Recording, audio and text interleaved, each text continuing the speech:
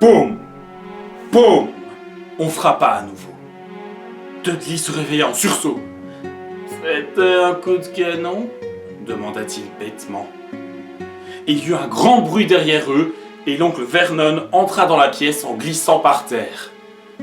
Il tenait un fusil à la main. À présent, il savait ce que contenait le long paquet qu'il avait eu sous le bras la veille. « Qui est là » cria-t-il. « Je vous préviens, je suis armé !» Il y eut un instant de silence, puis... Crac ! On cogna sur la porte avec tant de force qu'elle fut arrachée de ses gonds et tomba à plat sur le sol dans un fracas assourdissant. Un véritable géant se tenait dans l'encadrement. Son long visage était presque entièrement caché par une longue crinière de cheveux sales et emmêlés, et par une grande barbe broussailleuse, mais on voyait distinctement ses yeux qui brillaient comme deux scarabées noirs au milieu de ce foisonnement. Le géant se glissa à l'intérieur de la masure en inclinant la tête pour ne pas se cogner contre le plafond. Il se pencha, ramassa la porte et la remit sans difficulté sur ses gonds. Au dehors, le vacarme de la tempête s'était un peu atténué. Il se retourna et les regarda. « Si vous aviez une tasse de thé, ça ne serait pas de refus, » dit le géant. « Le voyage n'a pas été facile. » Il s'avança vers le canapé où Dudley était resté assis, pétrifié de terreur. « Bouge-toi un peu, gros tas !» dit-il. Dudley poussa un petit cri et courut se réfugier derrière sa mère, tout aussi terrifiée, qui se cachait elle-même derrière l'oncle Vernon. « Et voilà Harry !» dit le géant. Harry leva la tête vers son visage hirsute et vit de petites rides apparaître autour de ses yeux en forme de scarabée. Le géant souriait. « La dernière fois que je t'ai vu, tu n'étais encore qu'un bébé, dit-il. Tu ressembles beaucoup à ton père, mais tu as les yeux de ta maman. » L'oncle Vernon laissa échapper un drôle de grognement. « Monsieur, j'exige que vous sortiez d'ici immédiatement, dit-il. Vous avez commis une violation de domicile avec effraction. Ah, ça suffit, Dursley, espèce de vieux pruneau, dit le géant. Il tendit le bras, arracha le fusil des mains de l'oncle Vernon, fit un nœud avec le canon aussi facilement que s'il avait été en caoutchouc, et le jeta dans un coin de la pièce. L'oncle Vernon émit à nouveau un drôle de bruit, comme une souris sur laquelle on aurait marché.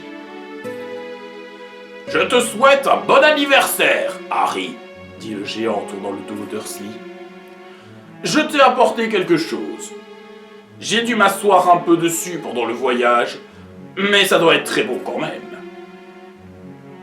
Il tira d'une poche intérieure de son manteau noir une boîte en carton légèrement aplatie. Harry l'ouvrit en tremblant et découvrit à l'intérieur un gros gâteau au chocolat un peu fondu sur lequel était écrit avec un glaçage vert « Joyeux anniversaire, Harry ». Harry leva les yeux vers le géant. Il aurait voulu lui dire merci, mais les mots se perdirent dans sa gorge. Et il s'entendit demander « Qui êtes-vous » Le géant eut un petit rire. « Ah, c'est vrai! Je ne me suis pas présenté, dit-il.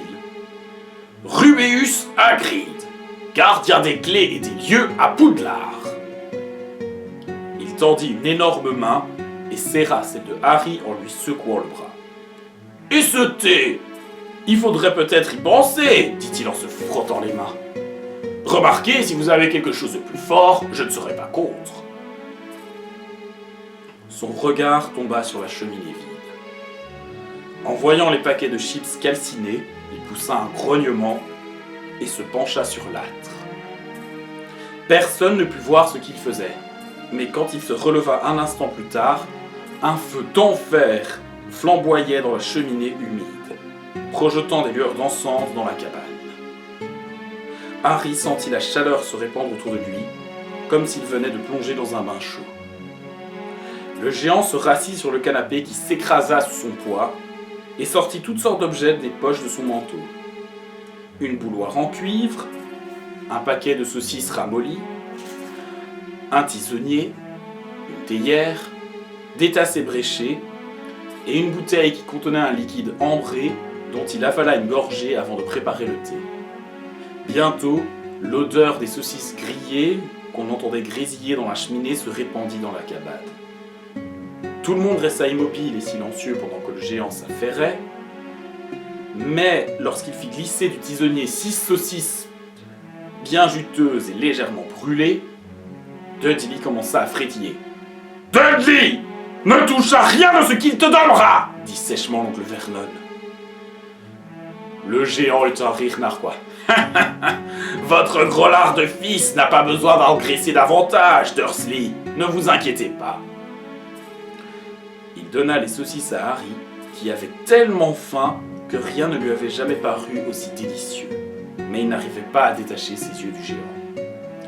Finalement, comme personne ne semblait décidé à donner la moindre explication, il rompit le silence. « Je suis désolé, dit-il, mais je ne sais toujours pas qui vous êtes. » Le géant avala une gorgée de thé et s'essuya la bouche d'un revers de main. « Appelle-moi Hagrid, dit-il, comme tout le monde. Et je te l'ai dit, je suis le gardien des clés de Poudlard. Tu sais déjà ce qu'est Poudlard, j'imagine. » Non, répondit Harry. Hagrid parut scandalisé.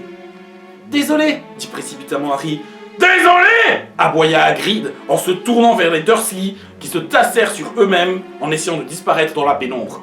« C'est eux qui devraient être désolés! Je savais que tu ne recevais pas les lettres, mais j'ignorais que tu n'avais même pas entendu parler de Poudlard! Tu ne t'es donc jamais demandé où tes parents avaient appris tout ça? » « Tout ça quoi ?» s'étonna Harry. « Tout ça quoi ?» tonna Hagrid. « Attends un peu !» Il se leva d'un bond. Sa colère était telle qu'il semblait remplir tout l'espace de la cabane. Les Dursley s'étaient recroquevillés contre le mur. « Vous n'allez pas me dire, rugit Hagrid, que ce garçon ne sait rien sur rien !» Harry pensa qu'il exagérait. Après tout, il était allé à l'école et il avait toujours eu de bonnes notes. « Je sais quand même certaines choses, dit-il. J'ai fait des mathématiques et tout ça. » Mais Hagrid eut un geste dédaigneux de la main. « Je voulais dire que tu ne sais rien de ton monde, de notre monde, de mon monde, du monde de tes parents. » « Quel monde ?» Hagrid parut sur le point d'exploser. « Dursley !» hurla-t-il. L'oncle Vernon, le teint livide, marmonna quelque chose qui aurait pu vouloir dire « Mais non, mais quoi, mais pas du tout !» Hagrid regarda Harry d'un air effaré. « Il faut absolument que tu saches qui étaient ton père et ta mère, dit-il. Ils sont célèbres, et toi aussi tu es célèbre. »« Quoi ? Mais mon père et ma mère n'ont jamais été célèbres. »« Tu ne sais pas. Tu ne sais pas. » Hagrid passa les doigts dans ses cheveux en fixant Harry d'un air abasourdi. « Tu ne sais même pas qui tu es ?» dit-il enfin. L'oncle Vernon retrouva soudain l'usage de la parole. « Ça suffit !» ordonna-t-il. « Ça suffit, monsieur! Je vous défends de dire quoi que ce soit à ce garçon !» Même un homme plus courageux que l'oncle Vernon aurait flanché devant le regard furieux que Hagrid lui adressa. « Vous ne lui avez jamais rien dit ?» reprit-il en détachant chaque syllabe d'une voix tremblante de rage. « Rien dit du contenu de la lettre que Dumbledore avait laissée pour lui? J'étais là! J'ai vu Dumbledore déposer la lettre, Dursley! Et vous lui avez caché ça pendant toutes ces années? » « Caché quoi ?» dit précipitamment Harry. « Ça suffit! Je vous interdis !» s'exclama l'oncle Vernon, pris de panique. La tante Pétunia eut une exclamation d'horreur. « Je vais vous transformer en pâté, tous les deux !» lança Hagrid. « Harry! Tu es un sorcier !» Un grand silence s'abattit soudain sur la cabane. On n'entendait plus que le bruit de la mer et le sifflement du vent. Je suis un quoi ? balbutia Harry. Un sorcier, bien sûr ! dit Hagrid en s'appuyant contre le dossier du canapé qui craqua et s'écrasa un peu plus sous son poids. Et tu deviendras un sacré bon sorcier dès que tu auras un peu d'entraînement. Avec un père et une mère comme les tiens, ça ne peut pas être autrement. Mais il est temps que tu lises ta lettre. Harry tendit la main et finit par prendre l'enveloppe de parchemin jauni sur laquelle était écrite à l'angle vert émeraude « Monsieur Harry Potter » sur le plancher de la cabane au sommet du rocher en pleine mer. Il ouvrit l'enveloppe et lut la lettre qu'elle contenait. Collège Poudlard, école de sorcellerie. Directeur Albus Dumbledore. Commandeur du Grand Ordre de Merlin. Docteur El Sorcellerie. Enchanteur en chef. Manitou suprême de la Confédération internationale des mages et sorciers. Cher Monsieur Potter, nous avons le plaisir de vous informer que vous bénéficiez d'ores et déjà d'une inscription au Collège Poudlard. Vous trouverez ci-joint la liste des ouvrages et équipements nécessaires au bon déroulement de votre scolarité. La rentrée étant fixée au 1er septembre, nous attendons votre hibou pour le 31 juillet au plus tard. Veuillez croire, cher Monsieur Potter, en l'expression de nos sentiments distingués. Minerva McGonagall, directrice adjointe. Harry avait tellement de questions à poser qu'elles explosaient dans sa tête comme un feu d'artifice. Il ne savait pas par où commencer, et il s'écoula quelques minutes avant qu'il se décide enfin à parler. « Qu'est-ce que ça veut dire, nous attendons votre hibou » redouilla-t-il. « Mille gorgones, j'allais oublier !» s'exclama Hagrid en se donnant sur le front une tape de la main qui aurait suffi à renverser un cheval du trait. D'une poche intérieure de son manteau, il tira alors un hibou, un vrai hibou bien vivant qui avait l'air un peu froissé, une longue plume d'oie et un rouleau de parchemin. La langue entre les dents, il se mit à griffonner un mot que Harry, face à lui, parvint à lire à l'envers. « Monsieur le directeur, j'ai donné sa lettre à Harry. Je l'emmène acheter ses affaires demain. Le temps est affreux. J'espère que vous allez bien. Hagrid. » Hagrid roula le billet et le donna au hibou qui le prit dans son bec. Puis il alla ouvrir la porte et jeta l'oiseau en dehors en pleine tempête. Il revint ensuite s'asseoir sur le canapé, comme si ce qu'il venait de faire n'était pas plus étonnant que de passer un coup de téléphone.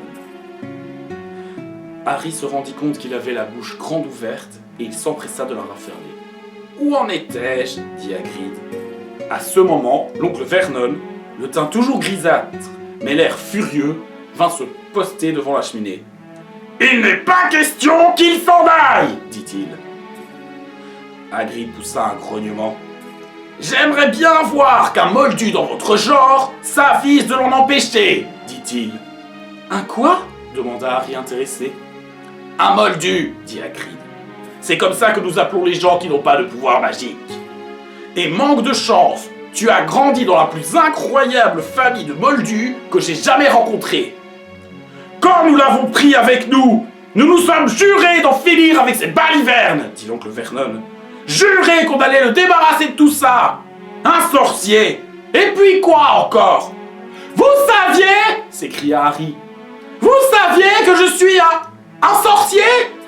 Nous le savions, hurla soudain la tante Pétunia, d'une voix perçante. Bien sûr que nous le savions. Comment aurait-il pu en être autrement quand on sait ce qu'était ma maudite sœur?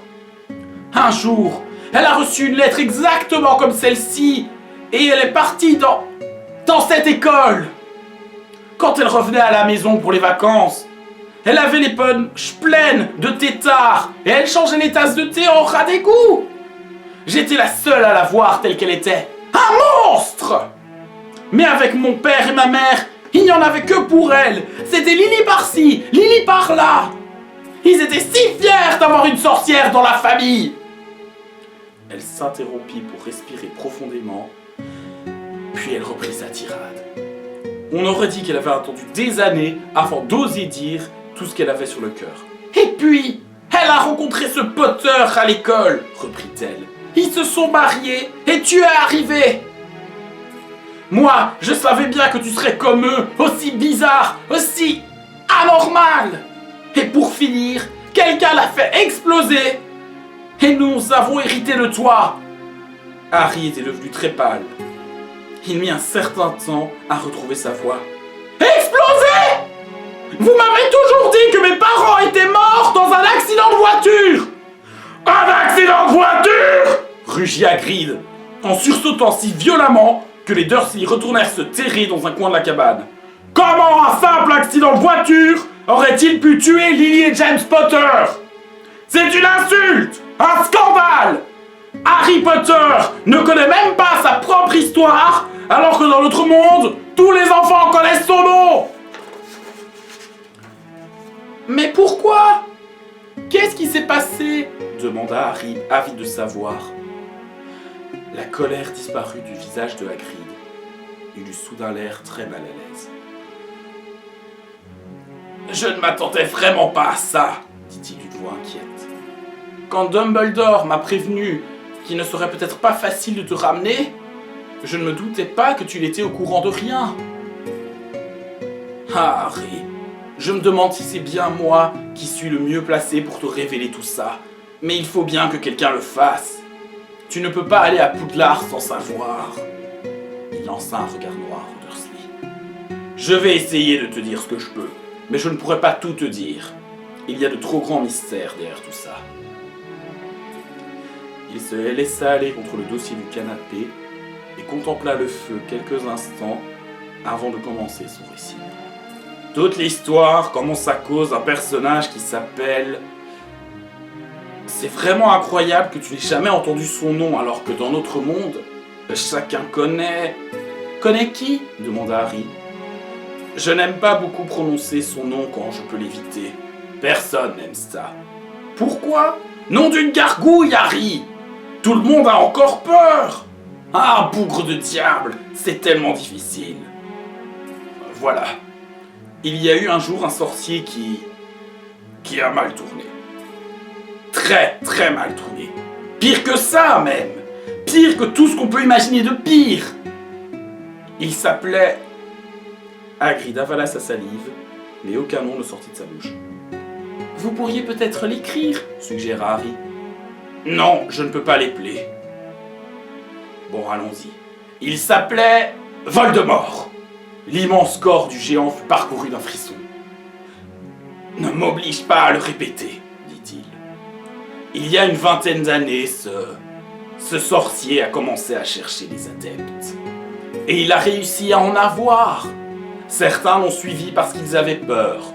D'autres l'ont suivi parce qu'ils voulaient simplement profiter de son pouvoir. Parce que des pouvoirs, il en avait. C'était une sombre époque, Harry. On ne savait plus à qui faire confiance. On n'osait pas se lier d'amitié avec les sorciers ou les sorcières qu'on ne connaissait pas bien. Il s'est passé des choses terribles.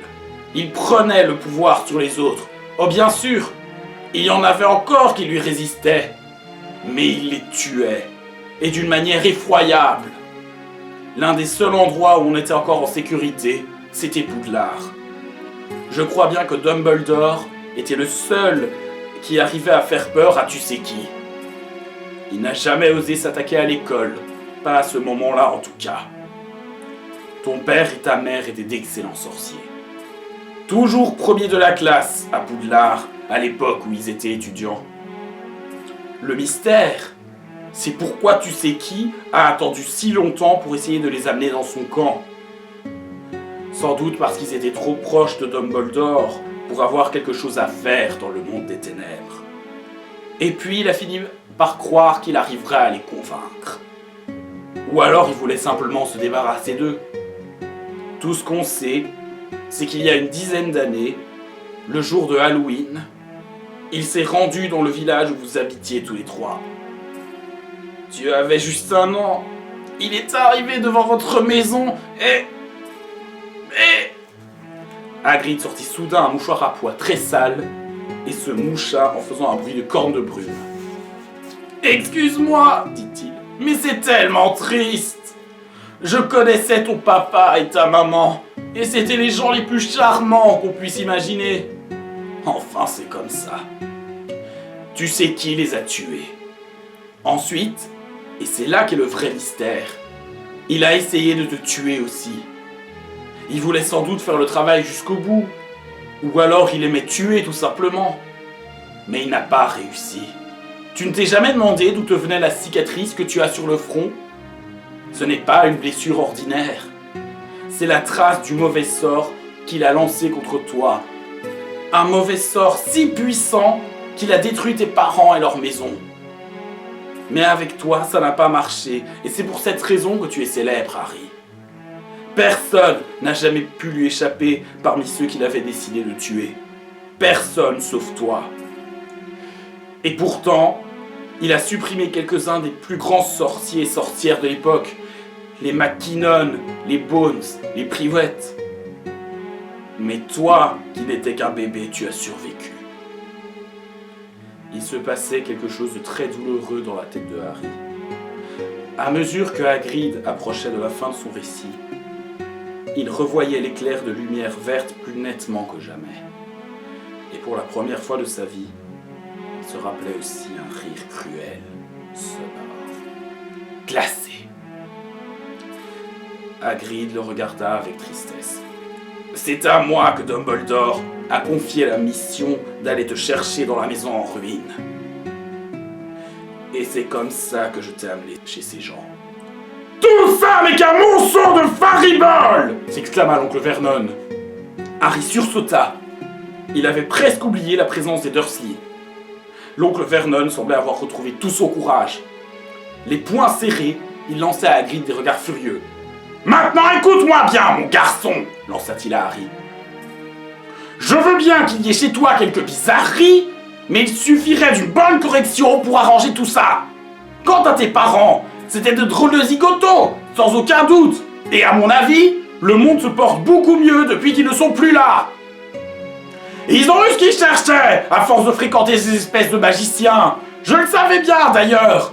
J'étais sûr qu'ils finiraient mal. » Hagrid bondit alors du canapé, tira de son manteau un parapluie rose passablement délabré et le pointa sur l'oncle Vernon comme une épée. « Je vous préviens, Dursley !» rugit-il. « Je vous préviens ! Un mot de plus et... » La perspective de se retrouver embroché au bout d'un parapluie par un géant barbu fit perdre tout son courage à l'oncle Vernon. Il s'aplatit contre le mur et n'osa plus dire un mot. « J'aime mieux ça !» dit Hagrid en respirant profondément. Il se rassit sur le canapé qui s'écrasa contre le sol. Mais Harry avait encore une foule de questions à poser. Et qu'est-il arrivé à Vol... Enfin, je veux dire à vous savez qui? Bonne question, Harry. Il a tout simplement disparu. Il s'est volatilisé la nuit même où il a essayé de te tuer. Ce qui ajoute encore à ta réputation. Qu'est-il devenu, lui qui semblait au sommet de sa puissance? Mystère. Certains disent qu'il est mort. À mon avis, ce sont des calembredaines. Je ne crois pas qu'il ait eu en lui quelque chose de suffisamment humain pour mourir. D'autres pensent qu'il est toujours quelque part à attendre son or, mais je n'y crois pas non plus. Ceux qui s'étaient ralliés à lui sont revenus de notre côté. Certains avaient été plongés dans une sorte de transe. Je ne pense pas qu'il aurait réussi à s'arracher à lui s'il était revenu. La plupart d'entre nous pensent qu'il est toujours vivant, mais qu'il a perdu ses pouvoirs. Il est trop faible pour continuer. Il y a quelque chose en toi qui l'a détruit, Harry. Cette nuit-là, il s'est passé un phénomène auquel il ne s'attendait pas. Je ne sais pas ce que c'était, personne ne le sait. Mais tu as réussi à le réduire à rien. Une lueur de respect et de sympathie brillait dans le regard de Hagrid. Mais Harry, au lieu de ressentir de la fierté, avait la certitude que tout cela n'était qu'un terrible malentendu. Lui, un sorcier? Comment serait-ce possible? Toute sa vie, il avait été brutalisé par Dudley et malmené par l'oncle Vernon et la tante Pétunia. S'il était vraiment un sorcier, pourquoi ne les avait-il pas changés en crapauds couverts de verrues chaque fois qu'il l'enfermait dans son placard? S'il avait été capable de vaincre le plus grand sorcier du monde, comment se faisait-il que Dudley ait pu le traiter comme un ballon de football? Hagrid, dit-il, je crois que vous avez fait une erreur. Je ne suis pas un sorcier. À sa grande surprise, Hagrid éclata de rire. Pas un sorcier? Rappelle-toi, Il ne s'est jamais rien passé quand tu avais peur ou que tu étais en colère. Harry contempla le feu dans la cheminée. Maintenant qu'il y pensait, toutes ces choses étranges qui rendaient furieux son oncle et sa tante s'étaient toujours produites lorsqu'il était furieux ou sous le coup d'une émotion. Poursuivi par la bande de Dudley, il s'était soudain retrouvé hors de leur portée. Paniqué à l'idée d'aller à l'école avec sa coupe de cheveux ridicule, il avait réussi à faire repousser sa tignasse. Et la dernière fois que Dudley l'avait frappé, ne s'était-il pas vengé sans même s'en rendre compte, en lâchant sur lui le boa constrictor? Harry leva à nouveau les yeux vers Hagrid. Il lui sourit et vit que le géant rayonnait. « Tu vois, dit Hagrid, Harry Potter, pas un sorcier. Attends donc d'être à Poudlard et tu verras comme tu es célèbre. » Mais l'oncle Vernon ne voulait pas abandonner la partie. « Je vous ai déjà dit qu'il n'ira pas là-bas, dit-il d'une voix sifflante. Il fera ses études au collège de son quartier et il nous en sera très reconnaissant. J'ai lu ses lettres et j'ai vu toutes les sottises qu'on l'oblige à acheter. Des grimoires, des baguettes magiques, S'il a envie d'y aller, ce n'est pas un gros moldu dans votre genre qui pourra s'y opposer, grogna Hagrid. Vous vous croyez suffisamment fort pour empêcher le fils de Lily et James Potter de faire ses études à Poudlard? Vous êtes fous! Il y est inscrit depuis sa naissance. Il va étudier dans la meilleure école de sorcellerie du monde. 7 ans là-bas, et il sera transformé. Pour changer, il aura des camarades qui appartiennent au même monde que lui. Et il étudiera avec l'un des plus grands maîtres que le collège Poudlard ait jamais compté. Albus Dumbledore. Je refuse de payer un sou pour qu'un vieux cinglé lui apprenne des tours de magie, s'écria l'oncle Vernon. Mais cette fois, il était allé trop loin. Hagrid empoigna son parapluie et le fit tournoyer au-dessus de sa tête. « Jamais plus insulter Albus Dumbledore devant moi !» tonna-t-il. Il abattit le parapluie dans un sifflement et le pointa sur Dudley. Il y eut un éclair violet, une détonation comme un pétard qui explose et un petit cri aigu. Un instant plus tard, Dudley dansait sur place en hurlant de douleur, les mains plaquées sur son volumineux postérieur.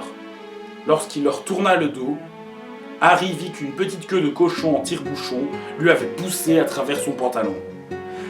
L'oncle Vernon laissa échapper un véritable rugissement. Il attrapa aussitôt Dudley et la tante Pétunia et les entraîna dans l'autre pièce. Puis il jeta un dernier regard terrifié à Hagrid et claqua la porte. Hagrid regarda le parapluie en se caressant la barbe.